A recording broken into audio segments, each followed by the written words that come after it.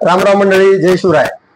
आताच थोड्या वेळापूर्वी रुरल विभागाकडून, केंद्र सरकारच्या रुरल हाऊसिंग विभागाकडून एक प्रसिद्धी पत्रक देण्यात आलेलं आहे आणि त्याच्यामध्ये जे आपलं पीएम आवास प्लस ही जी योजना होती त्याच्या घरकुलच्या सर्वेसाठीचा जो कालावधी आहे तो वाढवून देण्यात आला आहे आणि तो कालावधी आहे 15 मे 2025.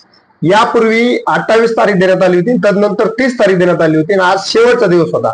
मात्र मोबाईल ऍपमध्ये प्रचंड अडचणी येत होत्या, तांत्रिक दृष्ट्या सर्व्हर डाऊन होत होतं आणि यासाठी बऱ्याचदा ग्रामसेवकांनी आपापल्या जिल्हाधिकाऱ्यांना याबद्दलच्या सूचना दिल्या होत्या, याबद्दलच्या तक्रारी दिल्या होत्या की वेळ वाढवून घ्यावा लागतोय.